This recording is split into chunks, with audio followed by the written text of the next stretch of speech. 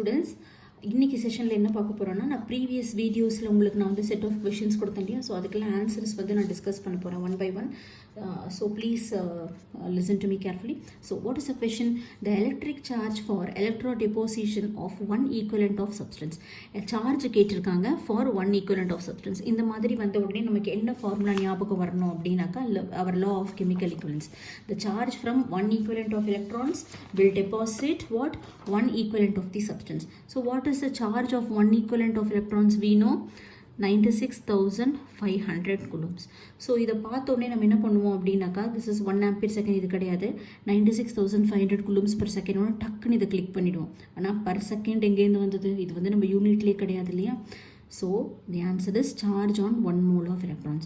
The charge on 1 mole of electrons is equal to charge on 1 equivalent of electrons, right? Because its valence factor is, for electron the valence factor is equal to 1 for electron. Okay, so the answer is this. So இது மாதிரி கொஞ்சம் கவனிச்சு பண்ணுங்க, நமக்கு ஏற்ற மாதிரி answers நிறைய கொடுத்துருப்பாங்க. ஓகே, 96,500 coulombs per secondங்கிறது கிடையாது. Okay, so first question over. So next, second question. Okay, so இங்கே பாருங்க, the desired amount of charge for obtaining 1 mole of aluminium from Al3+.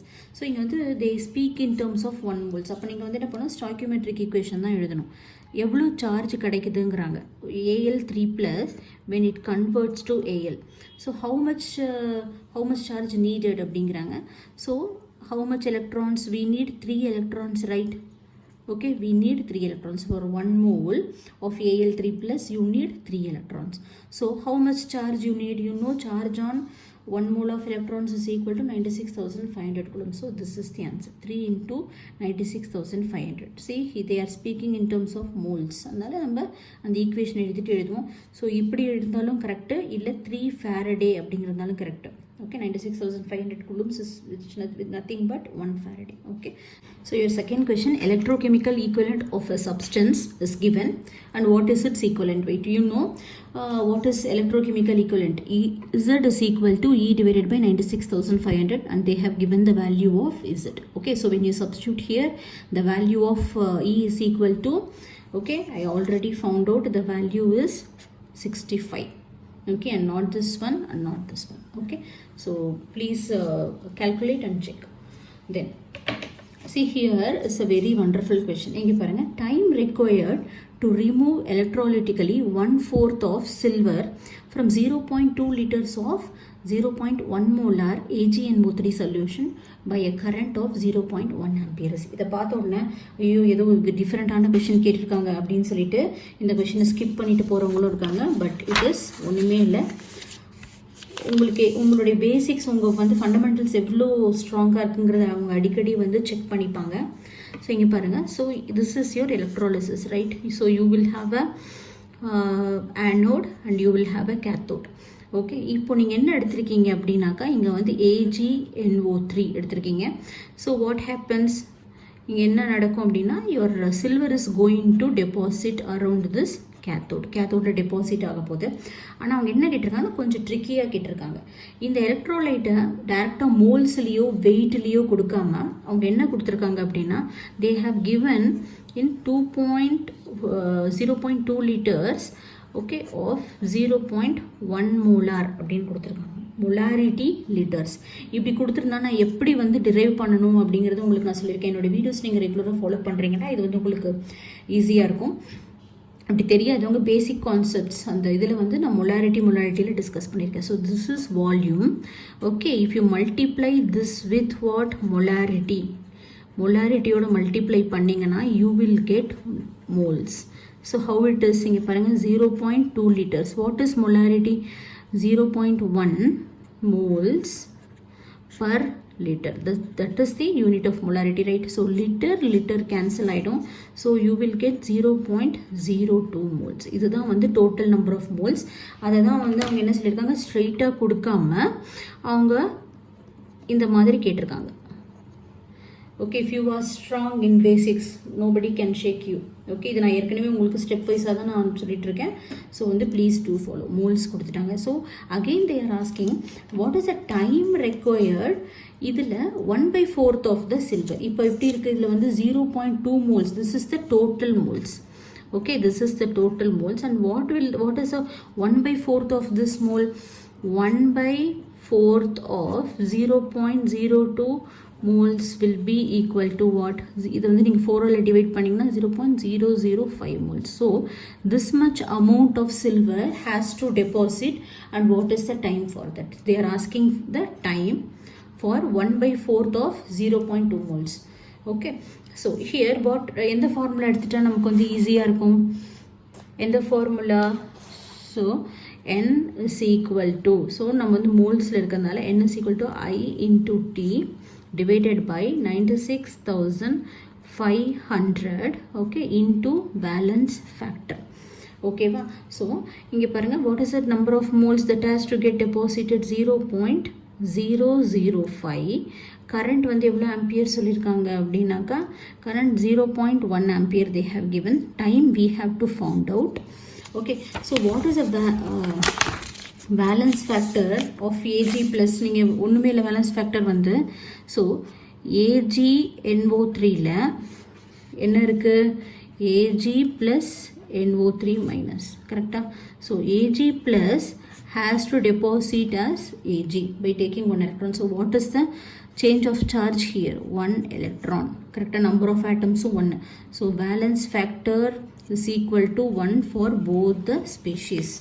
So 96,500 into 1. So T is equal to, okay, so இதை வந்து நீங்கள் calculate பண்ணுறீங்க அப்படின்னு வச்சுக்கோங்க. So இங்கே பாருங்கள், this will give you time in seconds. அது நல்லா ஞாபகம் வைங்க. எப்போவுமே இந்த ஃபார்முலாவில் நமக்கு என்ன வரும் அப்படின்னாக்கா, you will get time in seconds only. Okay, அது மினிட்ஸ்லேயோ ஹவர்ஸ்லேயோ கிடைக்காது. ஸோ இது வந்து பர்பஸாக உங்களை வந்து ட்விஸ்ட் பண்ணுறதுக்காக உங்களை வந்து கேட்டிருப்பாங்க. So what answer comes 400 seconds. But what they have asked, they have given all the answers in minutes. So what you have to do?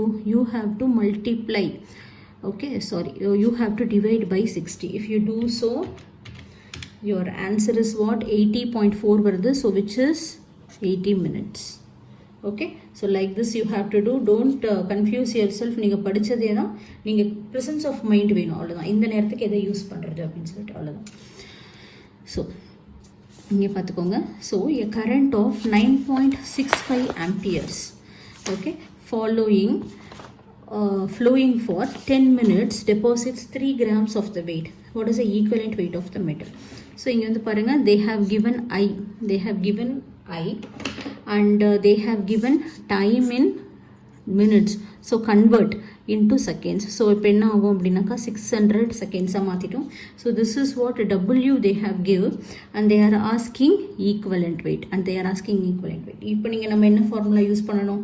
So we have to use the formula W is equal to E into I into T divided by 96,500. okay, right? So 96,500 இதை நம்ம apply பண்ணால் நமக்கு answer வந்துடும்.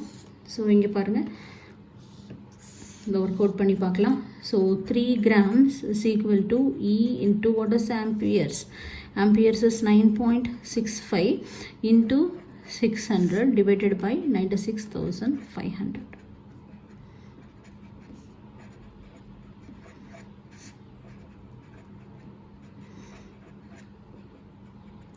So if you do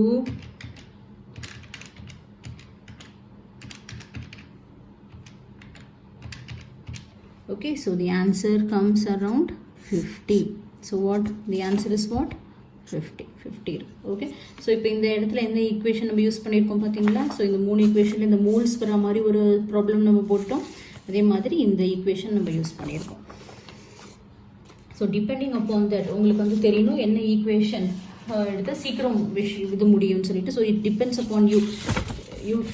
இது வந்து நம்மளோட time சேவிங்க்கு தான். So you have to be well prepared and go and crack the question there. That's the point. So your 6th question is what?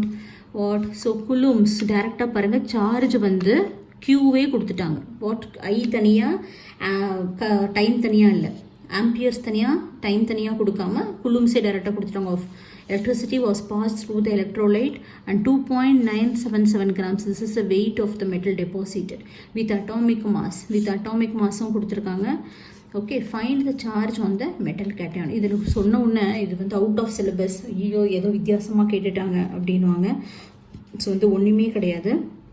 Find the charge on the metal cation. C, if you take zinc, இதனோட valence factor என்ன? It is a charge on the metal cation. So the valence is equal to 2. So what they are asking, indirectly they are asking the valence factor only. Okay, so உங்களுக்கு வந்து இது தெரியணும், equivalent weight is equal to if it is in the case of molecular weight divided by valence factor. If it is an atom, it is atomic mass divided by valence factor. That's all. Okay, so இப்போ என்ன equation? So weight is equal to your atomic mass. So moleculeனாக்கா molecular weight இல்லாட்டி atomic mass. Okay, into Q, I அந்த A தனியாக இல்லாமல் அது அப்படியே மொத்தமாக Qனே கொடுத்துருக்காங்க. So 96,500 into valence factor. Indirectly they are asking the valence factor. So இங்கே பாருங்கள், what is a charge on metal cation அப்படின்னாலும் either they ask this way or oxidation stateன்னு கேட்பாங்க. They are asking only the valence factor. These means what? Valence factor only. Don't confuse yourself. Okay, so what is the weight? 2.977. Atomic mass 106.4 into Q வந்து 100 coulombs. So 96,500 into valence factor. So if you solve the equation, I have already did. So the valence factor is 4. So the charge on the ion is +4. Okay, so solved. Next, what is the next question? Next question is when 0.04 Faraday, இப்போ கூலும்ஸில் கொடுக்காம ஃபேரடேயில் கொடுத்துருக்காங்க. So இந்த 96,500 நம்ம வந்து 1 Faradayன்னு எடுத்துக்கலாம். 1 Faraday of electricity is passed through a solution of calcium sulfate.